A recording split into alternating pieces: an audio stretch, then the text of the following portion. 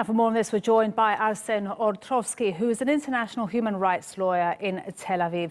Thanks so much for joining us, Arsen. Now, tell us, how have people reacted to this flare-up in violence in Israeli territory? How people reacted? Well, let me tell you this. Hundreds of thousands of families who should be today on Saturday marking the Jewish holiday of rest. Instead, they've been forced to seek shelter, seek cover. Children, men, women. But let me put this in context for you.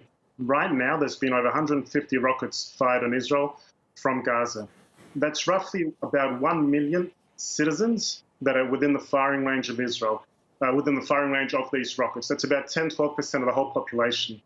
10-12% of the population of Turkey is roughly about 3-4 million people more than the population of Ankara right now. So that is to put things in context, the enormity and the gravity of the intolerable bombardment of rockets that residents in the south of Israel face right now today. Okay.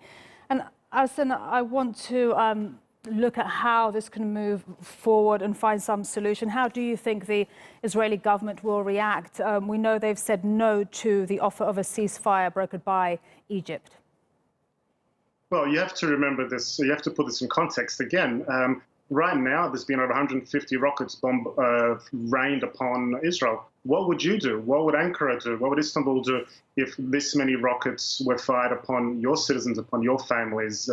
So right now, Israel cannot just accept any terms that the Hamas and the Palestinian terrorists have initiated this wave of rockets, but we have to do so in terms that establish deterrent and that make a very clear message to them that this is unacceptable, intolerable. No country, not Turkey, not Israel, should tolerate such wanton acts of aggression and terror.